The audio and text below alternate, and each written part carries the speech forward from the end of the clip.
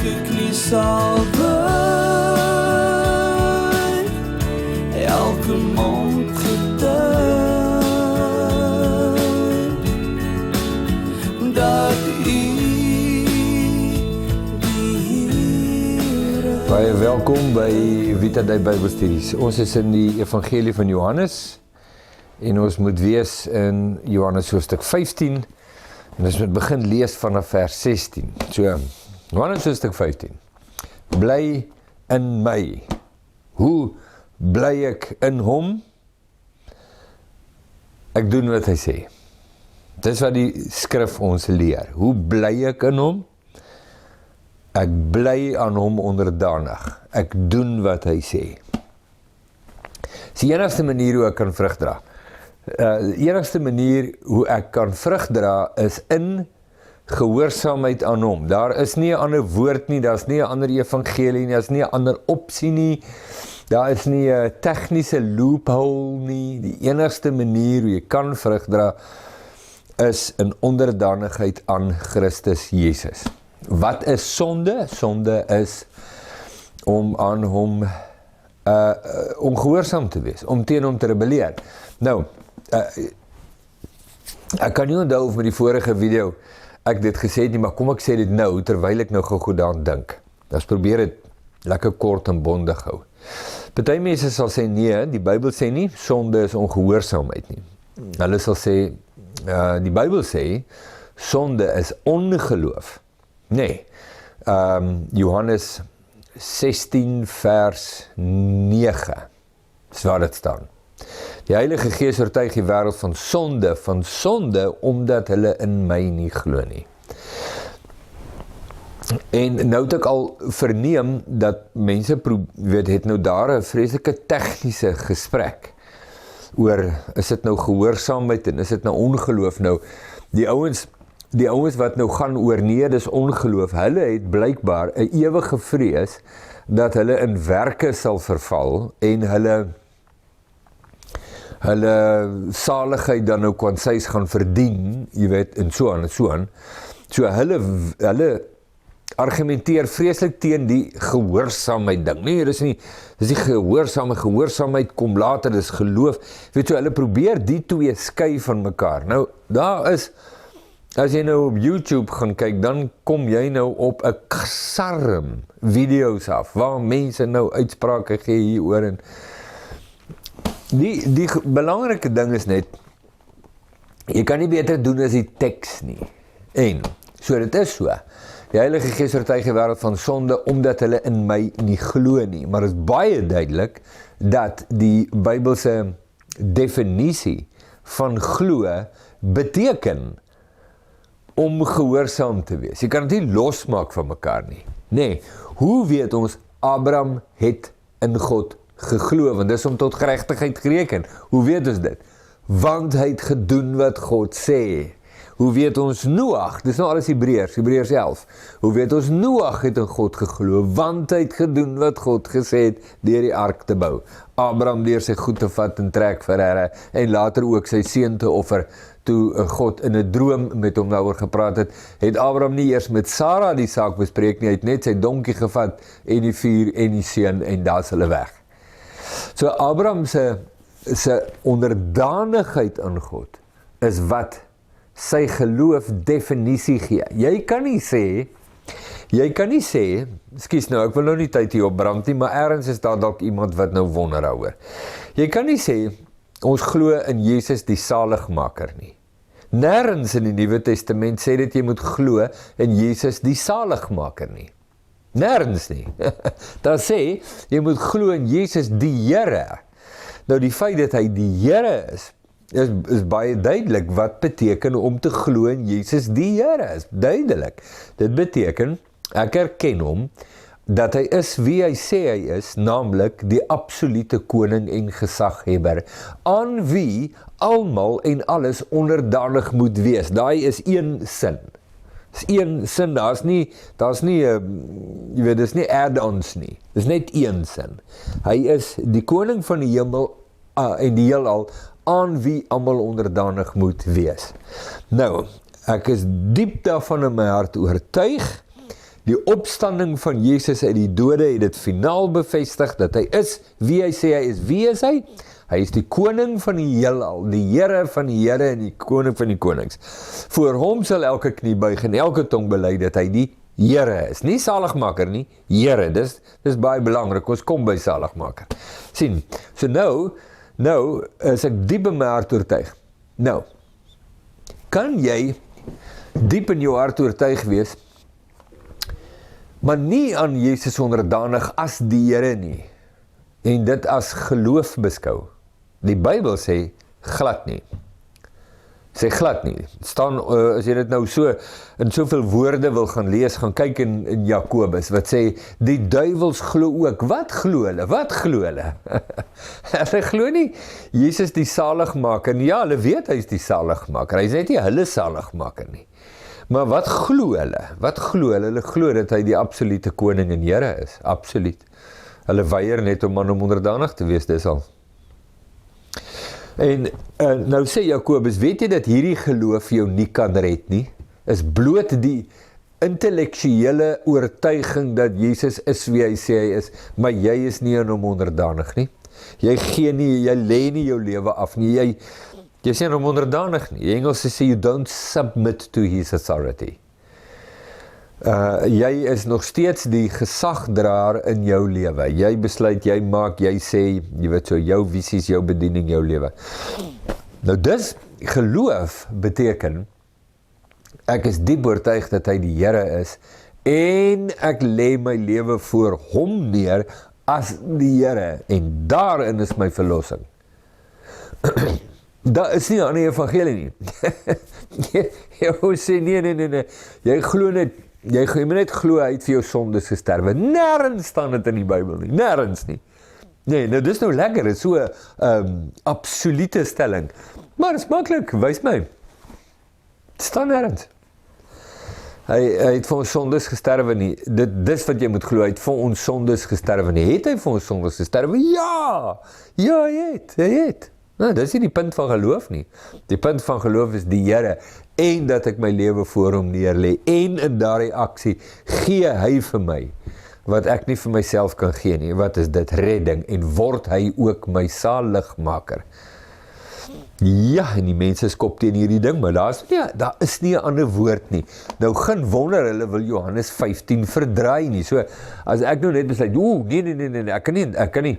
Ek wil nie in die rigting gaan van die Here en ek moet my lewe aan hom onderdanig maak. Dis werke. Nee. Ons word deur geloof alleen gered. Dan is geloof nou iets, ek weet nie wat dit is nie.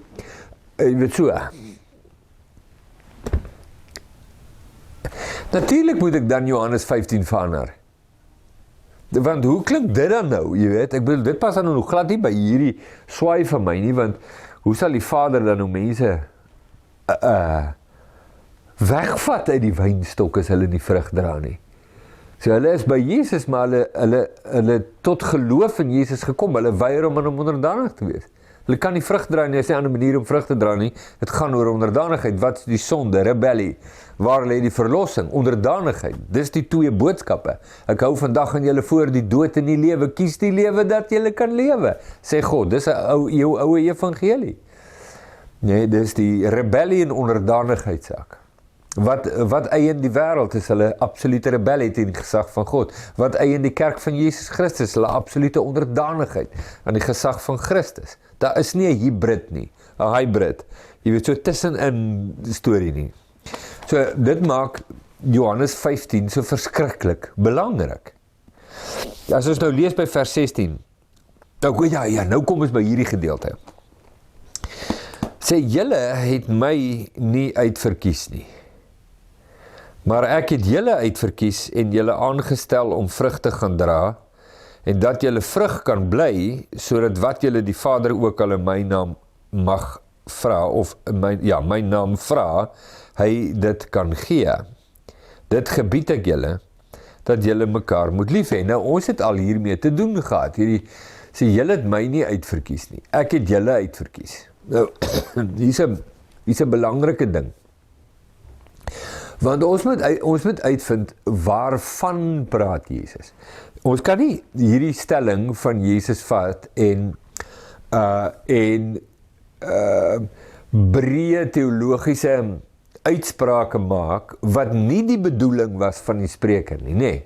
Dis mos nou, met enige iets in die woord is dit so, met enige iets wat ons hier lees, is dit 'n baie belangrike ding. Ons wil weet, waarvan praat die spreker, in hierdie geval Jesus? Wat is sy bedoeling? Hy sê, julle het my nie uitgekies nie, ek het julle uitgekies. Nou, want het was waar, Jesus het hulle geroep. Hy het hulle geroep, tot wat? Nou, hier is die belangrike ding. Hy het hulle nie geroep tot redding nie. Die uitverkiesing waarvan Jesus hier praat, was nie 'n uitverkiesing tot redding nie. Nee, want dis nou belangrik, dink gou aan die 12. So hy het hulle geroep, en toe sê hy daai ene, toe roep hy daai, en toe gaan hy soontoe, en toe kom Nathanael, en Andreas bring vir Petrus, en hy sê, volg my, hy roep hulle. Was dit tot redding? Met ander woorde, die wat nie deel van die 12 was nie, is nie gered nie. Nee, dis nie waar nie, ons weet dis nie waar nie. Ons verstaan dit baie deeglik. So, waarvoor het hy hulle geroep? Hy het hulle geroep vir 'n baie spesiale sending. Daar was baie disippels. Na die opstanding het Jesus aan 500 disippels verskyn. Wie was hulle? Hulle was nie deel van die 12 nie, so wie is die 12? Die 12 is gekies vir 'n baie spesifieke doel. En ek dink dis 'n een opmerking wat ons moet verstaan en deeglik vasmaak. Dit geld ook vir God se verkiesing van Israel. God het Israel nie verkies tot redding nie. God het Israel verkies tot 'n baie spesiale funksie. En dit sal jy kry met baie mense in die Bybel, is dat God volgens sy eie persoonlike voornemens mense kies vir baie spesifieke funksies, maar nie tot redding nie. Israel, die feit dat jy Israel is, beteken nie jy is gered nie. Dis nie gekies tot redding nie. Redding is beskikbaar vir jou, ja, jy is gekies tot 'n baie spesifieke doel, en wat was daardie doel? Waardeur die Messias sou kom, die Seun van God, waaroor alles gaan, die Alfa en die Omega, die spulpunt van alles. Maar Israel is spesiaal gekies onder die nasies uit vir 'n baie spesifieke doel. Dit beteken nie hulle is gered nie. Want redding het te doen met my reaksie teenoor God. Dis 'n baie belangrike ding. Nou wil ek nie teruggaan na daai vorige monologie van my nou net nie, maar ek wil net sê, redding het te doen met my reaksie voor God. Wat moet ons doen om gered te word? Word oor en oor gevra in die skrif. Wat is die antwoord wat gekry word? Eenvoudig antwoord. Eenvoudig. Reageer. Reageer teenoor Jesus. Julle weerstaan hom, draai na hom toe.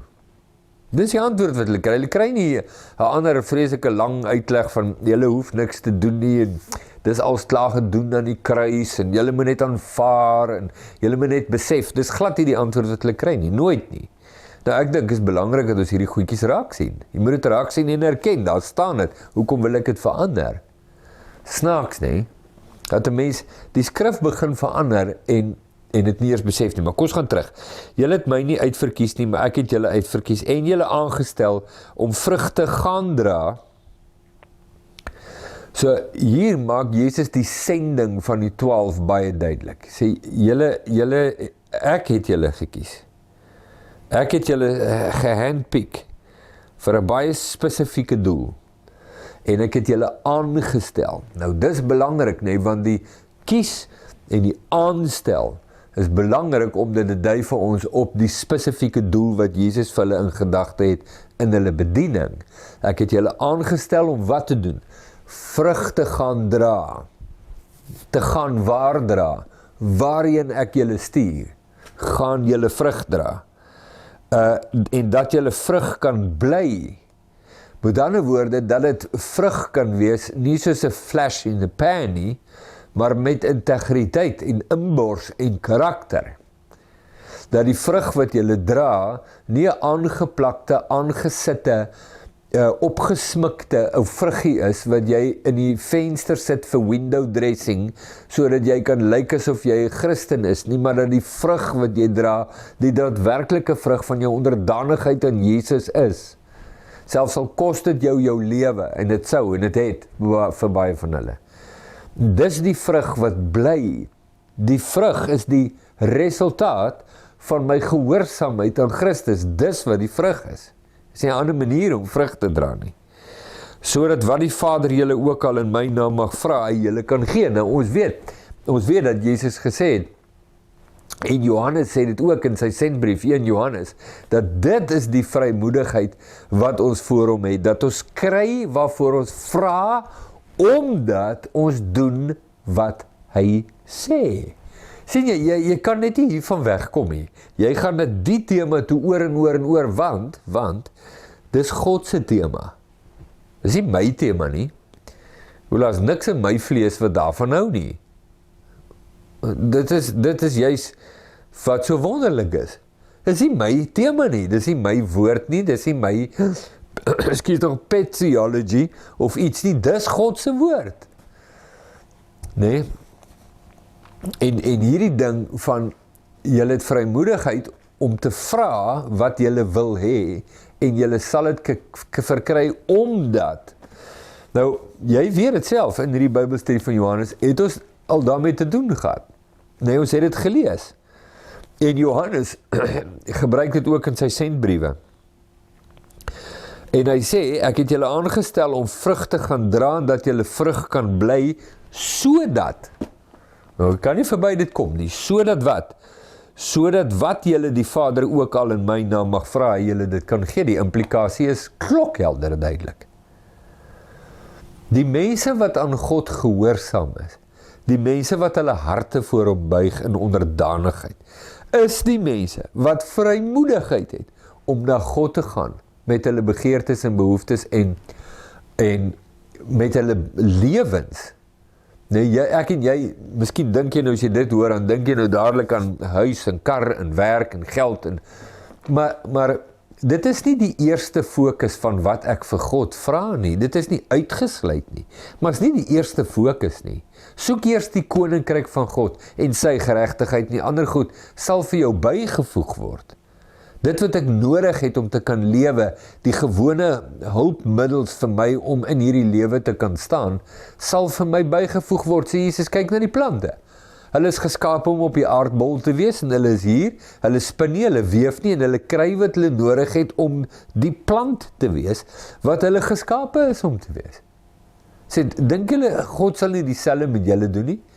So ons weet, dat die eerste fokus van vra, altyd, die ander is nie uitgesluit nie, maar in 'n sekere sin is bid vir die ander goed amper onnodig. Ek sit die woord amper in, omdat ek dit nie heeltemal wil uitsluit nie. Maar, soek eers die koninkryk van God en sy geregtigheid.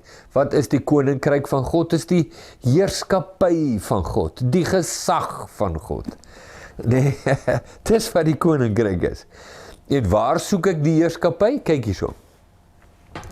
Jy kan nie sê, ja, maar ek soek die heerskappy, my gesin moet die heerskappy, die koninkryk van God. Wow, wag, stop. Los jou gesin, los jou samelewing. Ja, maar in die land Suid-Afrika bid ons nou vir dat die koninkryk sal kom in die regering en jy weet, want soek eers die koninkryk. Nee, wow.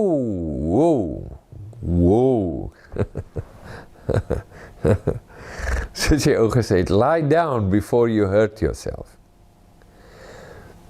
Wat help dit dat jy die hele wêreld wen en aan jou siel skade ly? Wat help dit? Want ek dink, luister mooi, as jy die koninkryk, die heerskappy van God in jou gesin soek, maar jy soek dit nie heel eerstens in jou eie hart nie, dan is jy besig met 'n speelietjie, en die speelietjie se naam is beheer. Jy wil, volgens jou denke, die koninkryk of die argument van die koninkryk gebruik om jou gesin te beheer, sodat jy die baas kan wees, dan nie God nie. En dit is duidelik, want jy gee nie jou eie hart aan God nie. Jy buig nie jou eie lewe voor God nie, jy sien?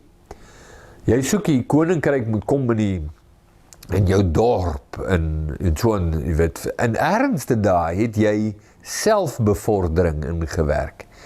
Die belangrike ding van soek eers die koninkryk van God is nie daar nie, maar hier. Ek soek hom in my hart en in my lewe, ek buig my hart voor hom, ek buig voor hom. Dis die belangrike ding van die koninkryk. En dan sal die ander goed bygevoeg word. En in sommige en baie gevalle is dit nie eers nodig om te bid nie, want God doen dit outomaties. Dis wat hy doen. Beteken nie, ek hoef nie, dis wonderlik, is deel van my verhouding met God, om met hom te praat oor my lewe. Maar as my fokus die behoeftes is, maar nie die koninkryk nie, nie dat ek my hart buig voor hom nie,